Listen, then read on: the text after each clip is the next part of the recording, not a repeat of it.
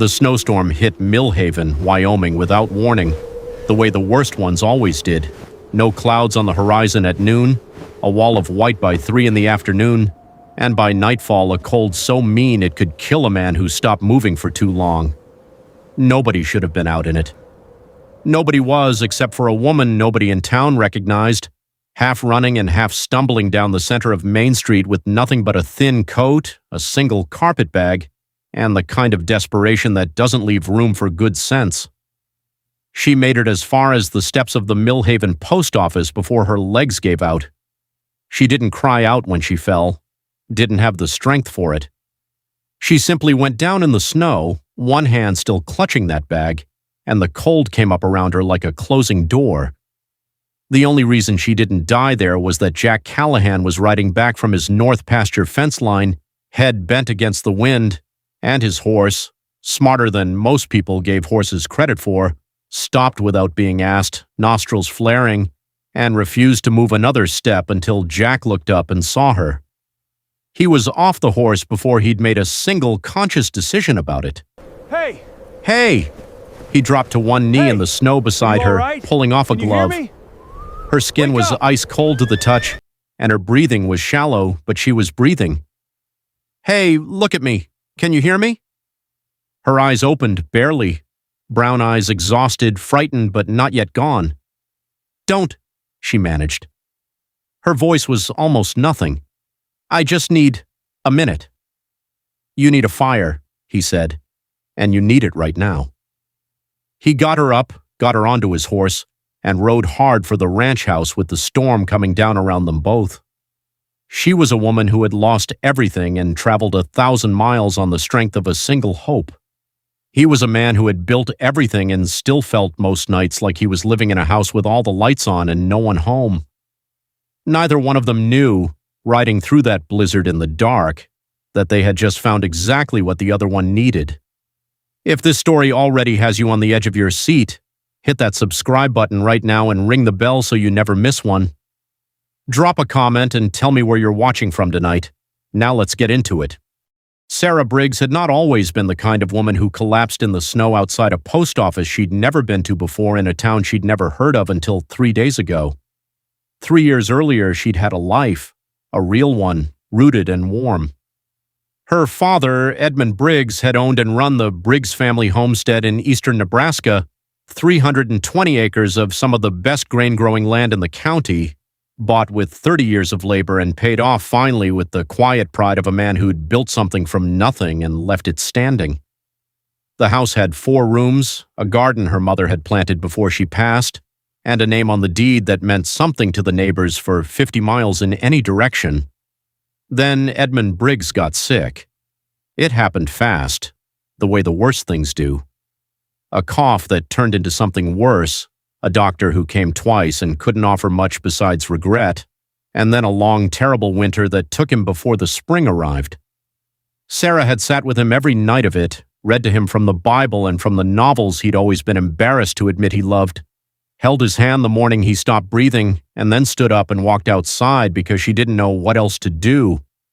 What she didn't know, what she didn't find out until 2 weeks after the funeral, when a man in a suit from a bank in Omaha came to the door, was that her father had borrowed against the property 3 years prior when a bad harvest had nearly cleaned him out.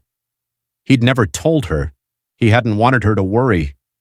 And now the debt had come due, the grace period had lapsed during his illness, and the bank held paper that said the house, the land, the garden, and everything in it was no longer hers. She had 30 days to vacate. She spent those 30 days fighting, talking to lawyers who shook their heads, writing letters to the bank that came back with polite and useless replies, asking neighbors for help and finding kindness but no solutions. On the 30th day, she packed one bag with everything she could carry, set the key on the kitchen table for strangers to pick up, and walked away from the only home she'd ever known. She was 26 years old. She had $12, a carpet bag, and a direction, west. The same direction all the stories said a person went when they needed to start over. Jack Callahan's story was quieter, which made it no less heavy. He'd built the Callahan Ranch over 14 years, starting with nothing but a stake of land his uncle had left him and a stubbornness that his mother called a character flaw, and the valley eventually learned to call a business asset. 2,000 acres now, some of the best-watered grazing land in the county, a crew of 8 men who respected him and trusted him, and a reputation in Millhaven that made other ranchers measure themselves against it. He had money, he had standing, he had a house with 6 rooms and a fireplace in every one. He had been alone in it for 4 years, since his wife Clara died of fever in the second winter of their marriage, taking with her the particular quality of light that he hadn't known she'd brought into the house until it was gone. He wasn't bitter about it, wasn't dramatic. He got up every morning, worked his land, fed his men, made his decisions, and at the end of each day sat on the porch until the cold ran him inside. He was 34 years old and lived like a man who'd quietly made peace with having already had the best of things. His foreman, a big-shouldered, plain-speaking man named Hector, had stopped suggesting eligible women in town after the 3rd time Jack politely changed the subject. His housekeeper, old Marta, lit a candle for him at church every Sunday without telling him. Neither of them said what they were thinking, which was that a man could be alive and productive and perfectly decent to be around while still, somehow, being absent, like a fire burning so low you had to look twice to tell whether it was still lit. That was Jack Callahan, quietly capable, quietly lonely. The kind of man who would ride through a blizzard to save a stranger without once thinking of himself. Sarah woke up warm. That was the first shock of it, the warmth. She hadn't been truly warm in 3 days, not since the last boarding house, not since the money ran thin and she'd started choosing food over a proper bed.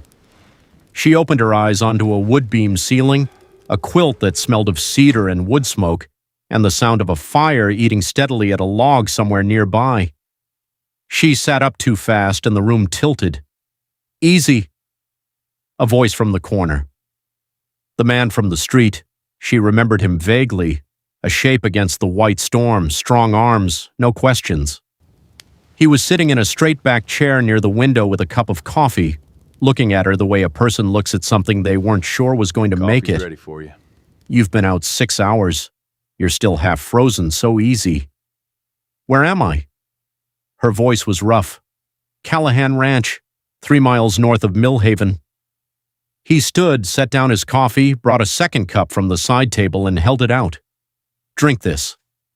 She took it with both hands. The warmth of it moved through her like a tide. "I don't have money," she said. Not an apology, just a fact she needed to get onto the table before anything else was said.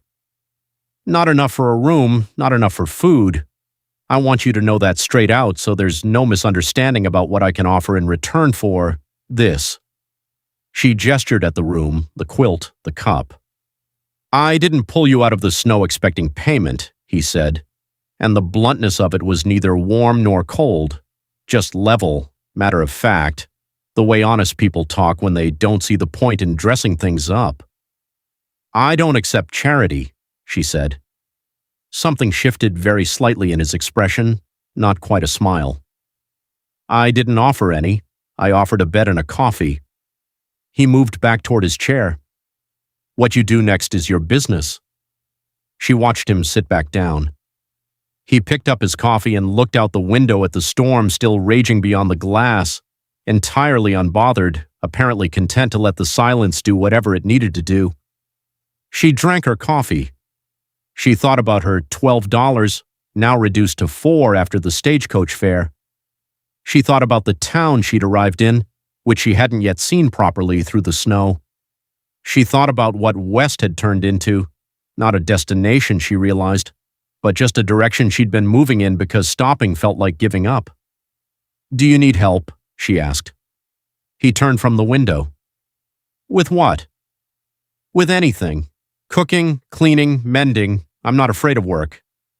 She set the cup down carefully on the nightstand. "I'm not looking for pity and I'm not looking for a handout. I'm looking for a fair wage for fair work and somewhere to sleep that isn't the snow."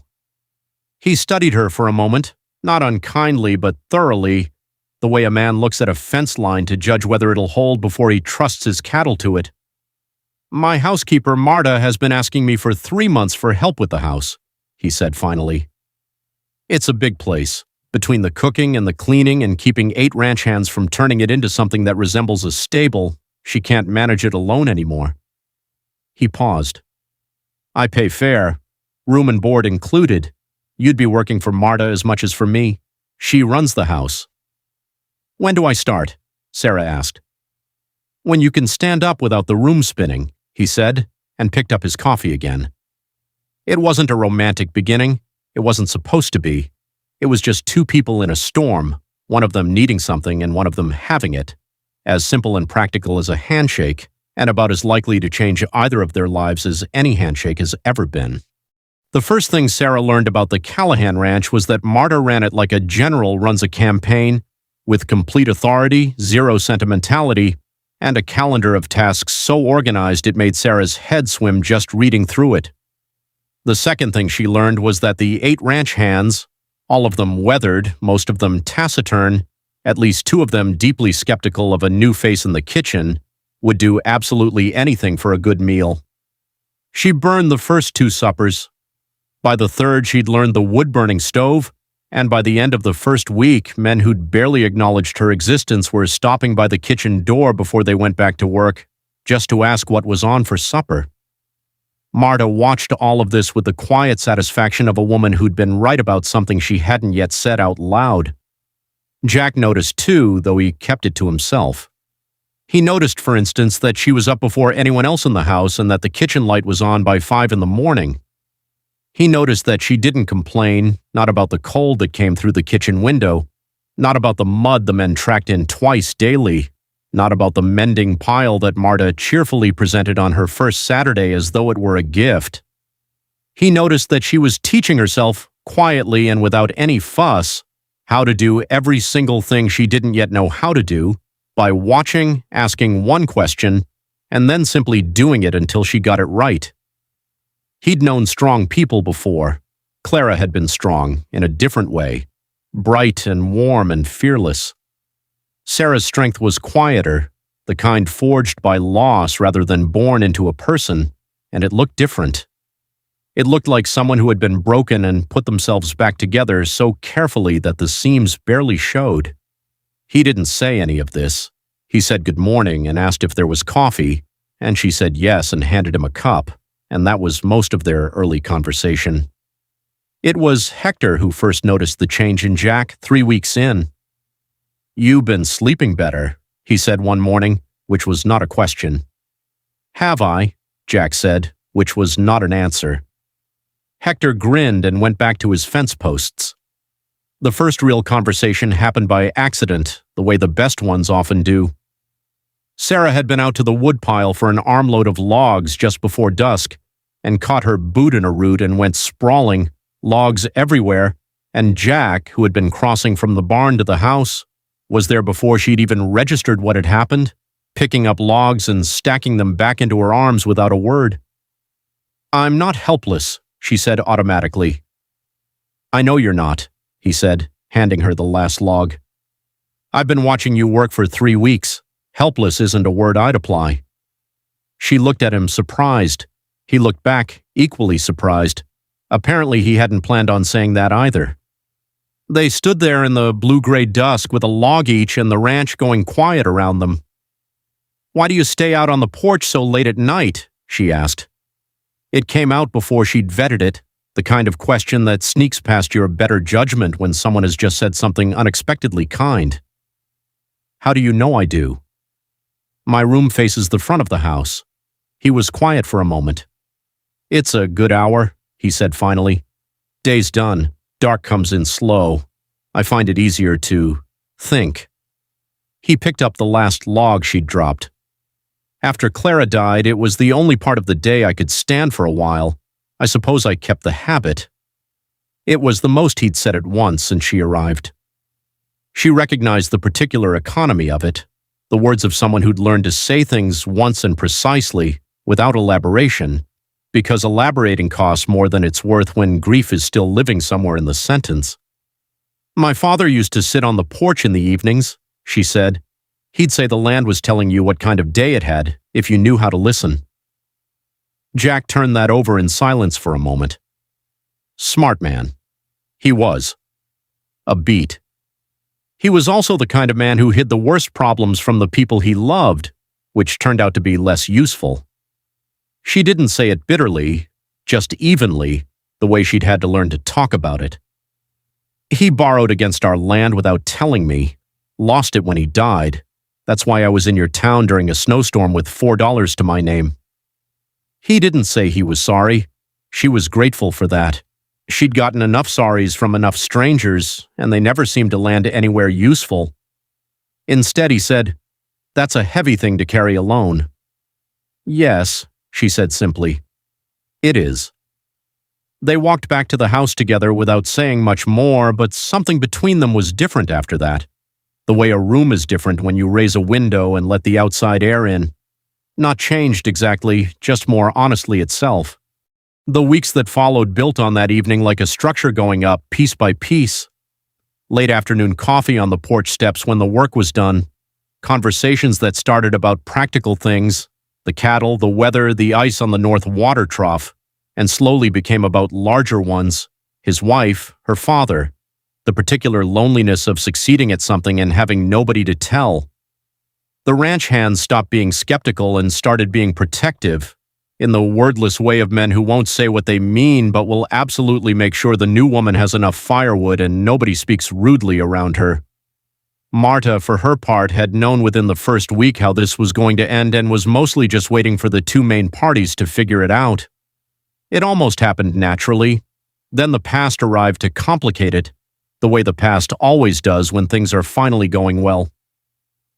6 weeks after Sarah arrived, she was coming out of the mercantile in town when she heard a voice she recognized, low, smooth, and entirely out of place in a Wyoming general store. "Miss Briggs?" She turned slowly. Franklin Gould was standing on the boardwalk in a city suit and a hat without a single speck of trail dust on it, which meant he'd arrived on the noon stage and found her faster than she'd thought possible. He was the man who had bought her father's debt from the Omaha bank. He was the man who'd sent the suit to her door 30 days after the funeral, and he was the man she had spent the better part of 6 months crossing half the country to put enough miles between herself and... "Small world," he said, smiling the way people smile when they know something you don't. She didn't answer. She went straight back to the ranch and spent the rest of the day pretending everything was fine, which it was not. Rumors started in Millhaven that same week, a story that circulated through the saloon and the general store and reached the church social by Sunday, about a woman at the Callahan ranch who had left Nebraska under mysterious circumstances, who had debts of her own, whose character, according to certain unnamed sources, wasn't what it appeared. Nobody said it to Jack directly. Nobody needed to. In a town the size of Millhaven, silence on a subject spoke just as loudly as speech. Sarah saw the looks. She said nothing. She kept working. But she lay awake at night listening to the wind off the range and asking herself, for the first time since she'd arrived, whether she was about to lose this too, the only thing she'd built since losing everything else. It was Hector who found the papers. He'd ridden into town on an errand and stopped into the land office to check on a boundary survey Jack had filed the previous autumn. While he was waiting, he overheard two men, one of them he recognized as Franklin Gould's traveling companion, discussing a deed. Not Jack's deed, Sarah's family deed, the Briggs homestead in eastern Nebraska. Hector listened, said nothing, and came back to the ranch with a face like a man who'd put 2 and 2 together and didn't care for the 4 it made. He found Jack in the barn and laid it out plainly. "The man in town, Gould, he didn't buy your woman's family debt from the bank because he needed the land. He bought it because there's a survey from 18 months ago showing a railroad right-of-way running straight through the middle of the Briggs property. That land is worth 15 times what he paid for it." Jack stood very still. "He let her father's estate collapse instead of settling the debt while the man was alive," Hector continued. "Waited it out, knew the old man was sick, bought the paper for 30 cents on the dollar the week after the funeral, and had a buyer for the right-of-way already lined up. He stole her inheritance," Jack said. "It wasn't a question. Not by law, technically, but yes, by any other measure." Jack was quiet for a long moment, turning this over. Does she know about the railroad survey? Doesn't seem like it. My guess is nobody told her because telling her would have given her grounds to contest the sale. Jack came out of the barn, crossed the yard, and found Sarah in the kitchen. I need to show you something, he said, and then I need you to tell me everything you know about how your father's property was handled after he died. She sat at the table and listened while he laid out what Hector had heard. As he talked, he watched the color leave her face, not with grief this time, but with the particular cold-eyed clarity of a woman who had just understood something that changed the entire shape of the last 18 months of her life. He planned it, she said quietly when Jack finished. He knew about the railroad before my father ever got sick. He waited. That's what it looks like. She was silent for a long moment, her hands flat on the table. Can it be proven? She asked. I think, Jack said carefully, that we should find out. Jack sent for a lawyer, not the Millhaven one, who was fine for wills and property lines but out of his depth here, but a man from Cheyenne named Arthur Reeves, who had built a career on exactly the kind of case where large men in nice suits had used the law's own machinery to steal from people who didn't know the machinery existed.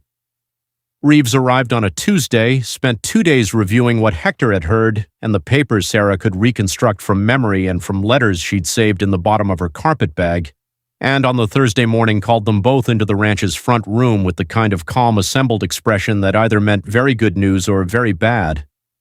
The short version, he said, is that Franklin Gould did not break any law in purchasing your father's debt. However, in the transfer of the deed, he filed a false declaration with the Nebraska Land Office, stating that the property had no pending survey assessments or right-of-way valuations outstanding. In fact, the railroad survey had been filed and registered 6 weeks before he purchased the debt, which means he lied on a legal document to suppress the land's true value and prevent you as heir from making an informed decision about contesting the forced sale. He set a folder on the table. That is fraud, and it is provable. Sarah looked at the folder, then at Jack. He gave her a nod so small it was barely a movement. What do we do? She asked Reeves. We file a challenge in Nebraska court. The process takes time. Months, possibly a year. It is not guaranteed, but the evidence, if we can get the railroad survey records subpoenaed, is strong. He paused. The difficulty is that Gould will know immediately when the challenge is filed. He will apply pressure wherever he can. That means here, in this town, as well as legally. He wasn't wrong.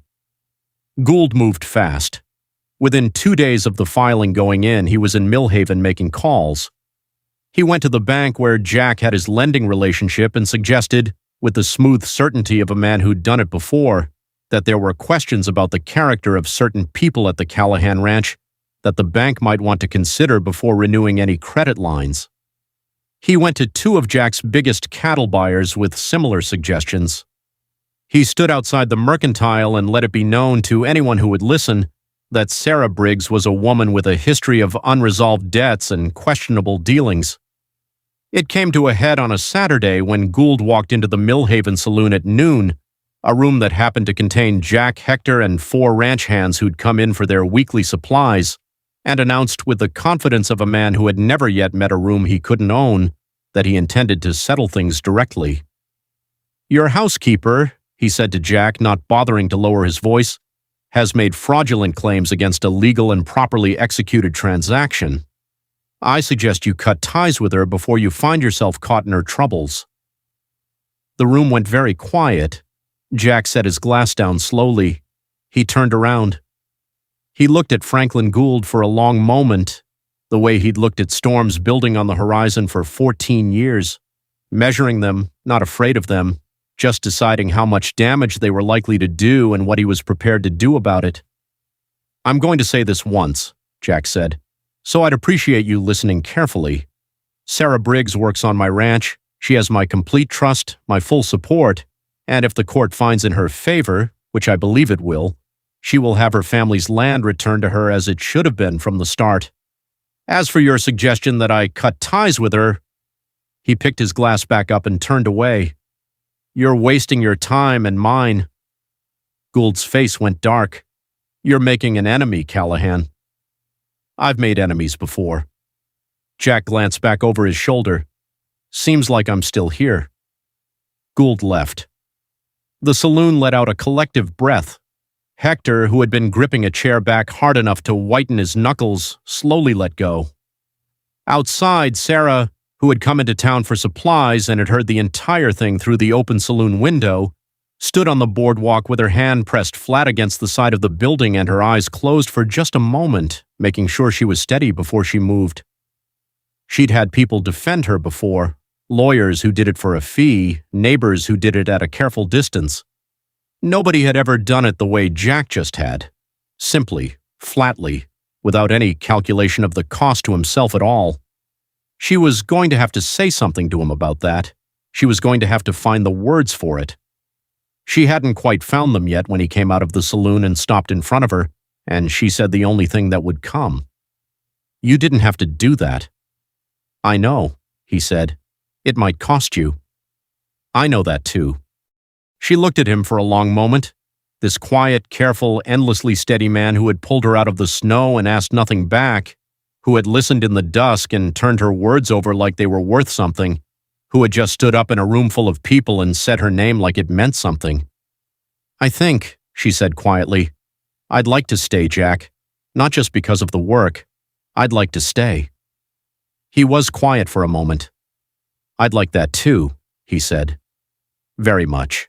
The Nebraska court found in Sarah's favor 11 months later. The railroad survey records, once subpoenaed, told the whole story exactly as Reeves had predicted. The filing date, the land value Gould had known and concealed, the false declaration on the deed transfer. The judge in Omaha issued his ruling on a Thursday morning, and the telegram reached Millhaven by Friday afternoon, and Hector found Jack and Sarah at the north fence line and rode toward them waving his hat in the air before he'd even got within shouting distance. Sarah read the telegram twice, then she sat down in the grass beside the fence, which was not something she'd planned to do, and cried properly for the first time since her father died. Not grief this time, just the body's relief at a weight finally lifted, a wrong finally corrected, the land that was always hers confirmed as hers in the language the world understood. Jack sat down in the grass next to her. He didn't say anything. He just stayed, which was what she needed. She had choices to make after that, and she made them with the same clear-eyed practicality she'd brought to everything since the snow. The Nebraska land, confirmed as hers, worth considerably more than Franklin Gould had paid for it. Once the railroad right-of-way was factored into the settlement, she sold at fair market value on her own terms to a buyer who intended to farm it. It didn't feel like a betrayal of her father. It felt, she decided, like the final settlement of his account. He'd borrowed against it to survive a bad year. She'd gotten it back and made it whole. That was enough. The money she put in the Millhaven bank under her own name, which was a small thing that meant everything. She stayed at the Callahan ranch, not as Marta's helper, though she and Marta had arrived at something that looked very much like the friendship of two women who'd each had enough of the world to speak plainly to each other. She stayed as herself, which was the first time in years she'd had a self to stay as. The wedding happened in the spring in the yard of the Callahan ranch, with wildflowers along the fence and the whole town of Millhaven crowding in through the gate. Marta baked a cake that was unreasonably large and refused all suggestions that it might be excessive. Hector cried, which he later denied to anyone who brought it up for the next 20 years. The Reverend was brief, which suited both of them. The vows were simple. When he put the ring on her finger and she looked up at him, this steady, quiet, faithful man who had seen her at her most broken and most capable and called both of them worth staying for, she thought of something her father had told her once, the last winter when she'd sat with him through a long night and asked whether he had any regrets. Only the things I didn't say while I had the chance, he'd told her. Everything else was just living. She'd said the things she needed to.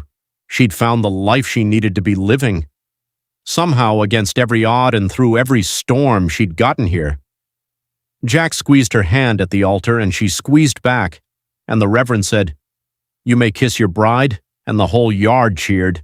And old Marta told the woman standing next to her, loud enough for 3 rows to hear, that she had known this was going to happen from the very first week.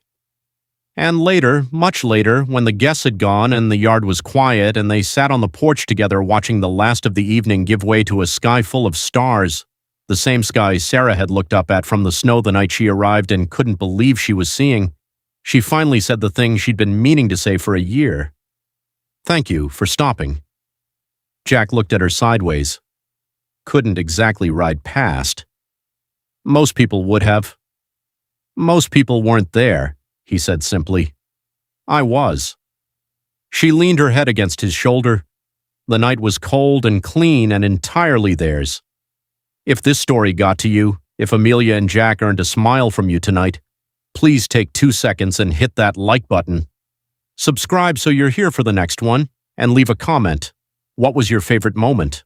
I read every single one. Thank you for watching, and I'll see you in the next story.